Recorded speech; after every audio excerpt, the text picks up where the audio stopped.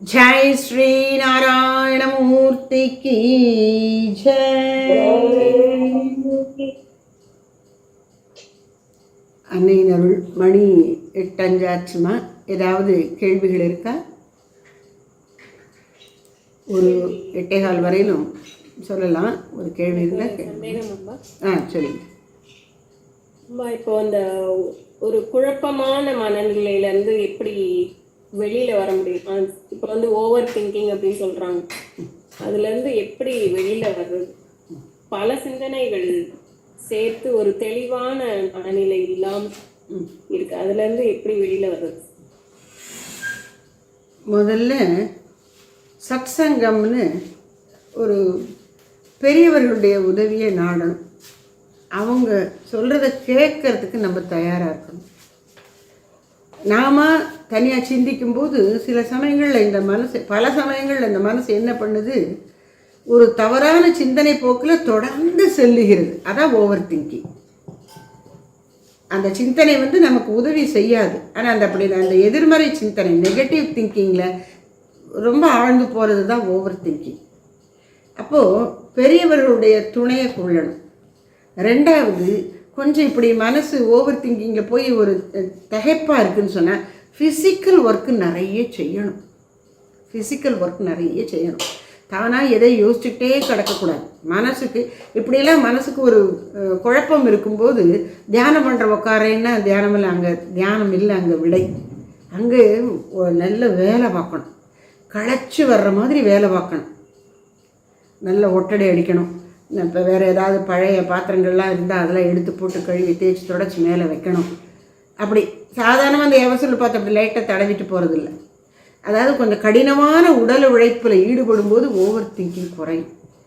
நல்ல இந்த ஸ்கிப்பிங் குதிக்கிற மாதிரி உடலுக்கு நல்ல ஒரு களைப்பு, நல்ல வேர்த்து விறுவிறுத்து வந்தால் அதுக்குள்ளே மனசும் கொஞ்சம் அப்படியே அந்த கலக்கங்கள்லாம் நீங்கிடும். அதனால் ஓவர் திங்கிங் இருக்கிறவங்கள கொஞ்சம் வெளியில் கொண்டு வரத்துக்கு முதல்ல வேலை நிறைய செய்ய வைக்கணும். தனியாக இருக்கிறது தவிர்க்கணும். தன் மீது அன்பு செலுத்தக்கூடிய நல்லவங்க செட்டில் இருக்கணும். அவங்க சொல்கிறத கேட்கணும். அம்மா அப்பா பேசணும், மனம் விட்டு பேசணும். அப்படி பேசுவதற்கு நம்பகமான ஒருத்தர்கிட்ட பேசணும்.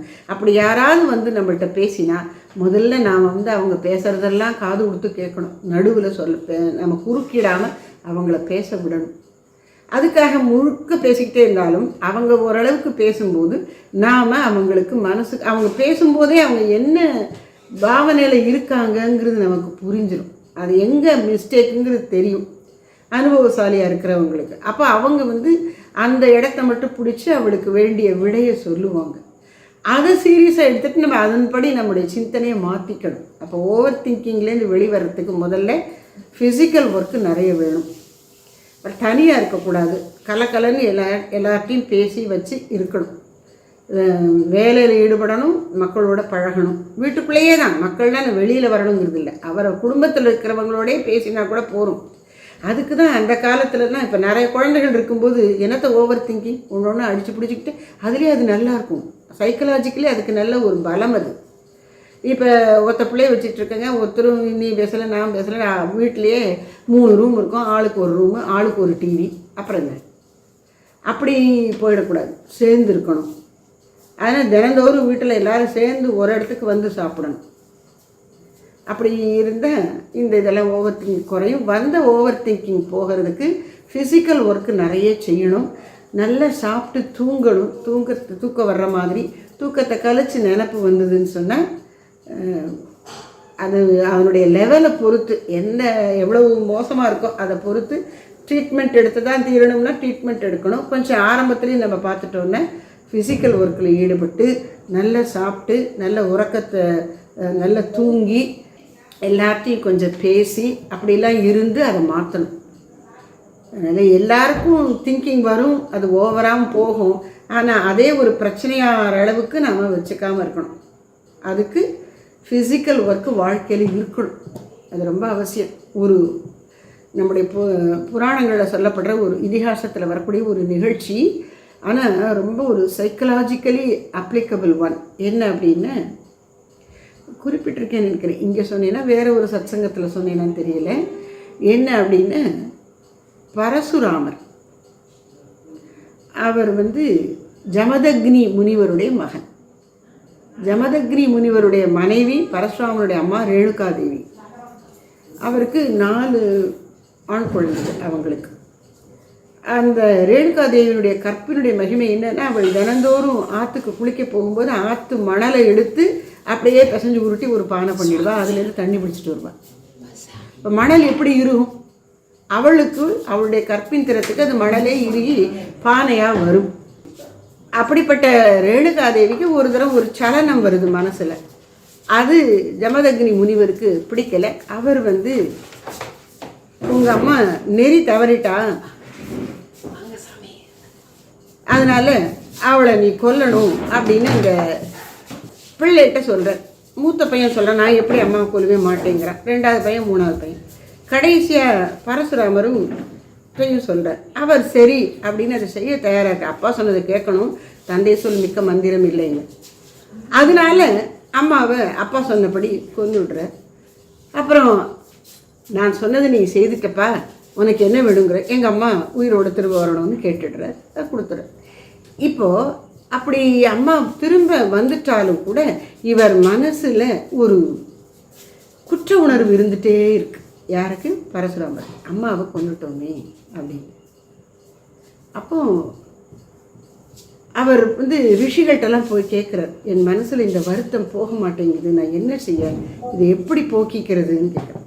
அவங்க சொல்கிறாங்க, அது இருக்கட்டும், நாங்கள் ஒரு பெரிய யாகம் செய்யணும்னு நினைக்கிறோம், நீ அதை செய்ய முடியும், உனக்கு நிறைய சக்தியெல்லாம் இருக்குது. என்ன அப்படின்னா, 7 கடல்லேருந்து தண்ணி கொண்டு வரணும், அந்த மலையிலேருந்து புஷ்பம் கொண்டு வரணும், இந்த மலையிலேருந்து சந்தனம் கொண்டு வரணும், இப்படி ஒன்றும் பூமியினுடைய ஒவ்வொரு திக்குக்கும் ஒவ்வொரு எண்டுக்கும் போகணும். அதை கொண்டு வா, இதை கொண்டு வா, அதையெல்லாம் வச்சு பூஜை பண்ணு அப்படின்னு சொல்கிறார். இது 365 நாள் நடக்க வேண்டிய பெரிய நீண்ட யாகம். ஒவ்வொரு நாளும் ஒரு புஷ்பம், ஒரு நிவேதனம், ஒரு பழம், எல்லாம் வெவ்வேறு.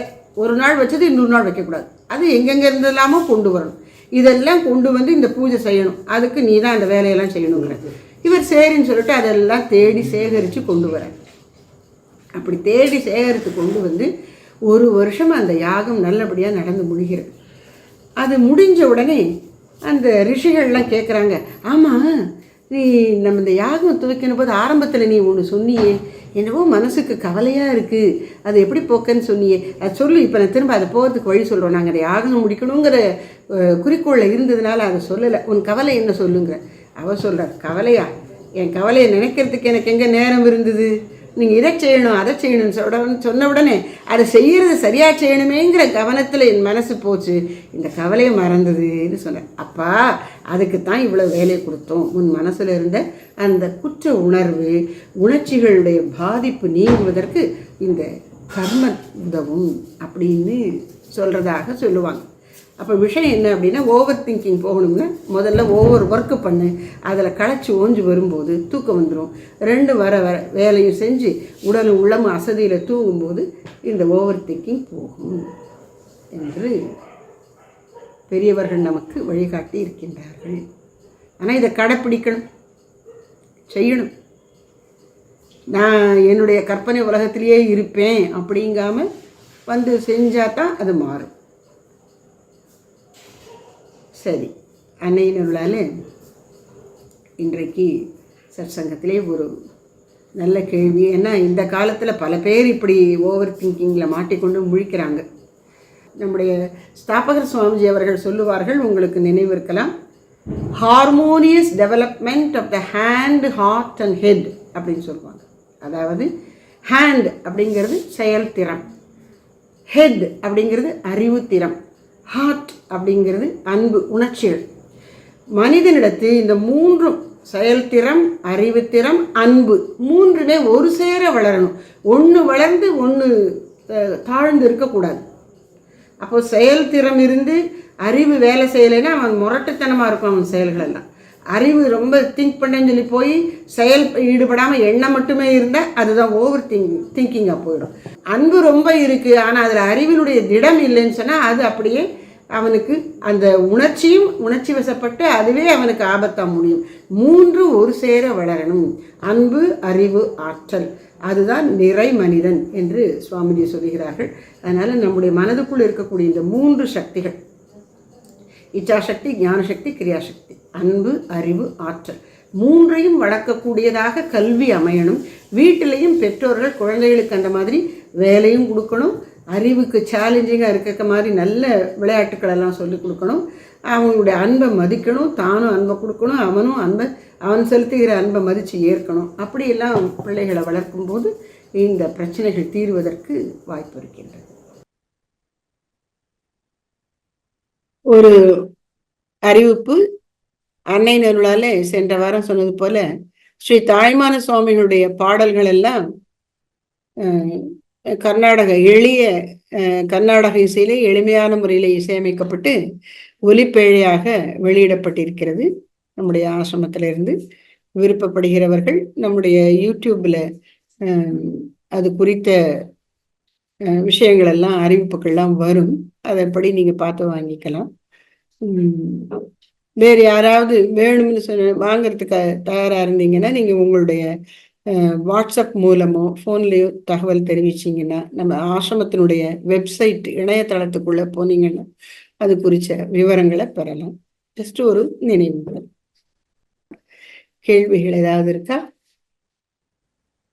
அம்மா, தாய்மார் அடிகள் இந்த ஹிதம் அஹிதம்ங்கிற சமஸ்கிருத வார்த்தைகள் தான் இந்த பாட்டுல நடுவில் வருதுல, அது ஆமா ஆமா தமிழ்ல சொல்லும். ஆமா, ஹிதம் அப்படின்னா நலம் அப்படின்னு அர்த்தம், அஹிதம் அப்படின்னா கேடுன்னு அர்த்தம். அப்ப அந்த வேறுபாடுகளை உணர்த்தும் பொழுது நலன் கேடுங்கிற ஒரு மனப்பான்மை நமக்கு வருது. இது நல்லது, இது கெட்டது. அதுதான் நான் சொன்னேன், ஆரம்ப நிலையில இந்த நலன் கேடுங்கிற பிரிவு நமக்கு தெரியணும், பாகுபாடு தெரியணும். அப்புறம் நலத்தை நாடுவதும் கேட்டை தவிர்ப்பதும்ங்கிறது நம்முடைய செயலா இருக்கணும். இது தர்மத்தை நாம கடைபிடிக்கக்கூடிய முறை. ஆனா அதனுடைய விளைவு என்ன? நலனை செய்தால் புண்ணியம் வரும், கேட்டை தவிர்த்தால் புண்ணியம் வரும், கேட்டை செய்தால் பாப்பம் வரும், நலனை தவிர்த்தால் பாப்பம் வரும். இந்த நலன் கேடுங்கிற உணர்வும் அதை செய்வது அல்லது தவிர்ப்பதால் வரக்கூடிய பாப்ப புண்ணியமும் என்ன ஆகும் அப்படின்னா, அதனுடைய விளைவு நமக்கு பிறவியை மேலும் மேலும் கொடுக்கும். அறம் பாவம் என்னும் அருங்கயிற்றால் கட்டின்னு இந்த உடம்புக்கு நரம்புகள் உறுப்புகளை எல்லாம் கட்டி உணர்ச்சிகளையும் எடுத்துக்கொண்டு போய் நம்மளை வாழ வைக்கிறது, செயல்பாடுக்கு உரியதாக்குறது அப்படிங்கிறது தவிர பாப புண்ணியங்கள் தான் நம்மளை கட்டி போட்டு இந்த உடலில் இந்த உலகில் வாழ வைத்து கொண்டிருக்கின்றது. அந்த பாப புண்ணியங்கள்ல தாண்டி போகணும். ஞானி ஒருவன் ஒரு காலம் மறந்து கூட பாப்பத்தை தவறை செய்ய மாட்டான். அதனால அவன் இதை சொல்லலாம், அஹிதம் ஹிதம் எனக்கு காட்டாதே, எனக்கு அதெல்லாம் வேண்டாம். ஆனா ஆரம்ப நிலையில இருக்கிறவர், அதாவது தர்மமே இன்னும் உறுதிப்படலைன்னா அவர்களுக்கு இந்த ஞானம் எல்லாம் கொஞ்சம் கஷ்டம்தான். தர்மத்துல நிலை நின்று உலக வாழ்க்கையில் தர்மப்படி வாழ்ந்து விருப்பு வெறுப்புகளை கொஞ்சம் கொஞ்சமா நீக்கி கொண்டு அப்படியே பக்குவமுற்று விருப்பு வெறுப்புகளை தாண்டி எல்லாம் இறைவனேங்கிற உணர்வுக்கு வரணும். அதைத்தான் இங்க சொல்ற. அதனால ஹிதம் என்றால் நலம் செய்வது, அஹிதம் என்றால் கேடு செய்வது. அது நாம ஒரு விதத்துல தர்மம் அதர்மம் என்று கூட கொள்ளலாம்.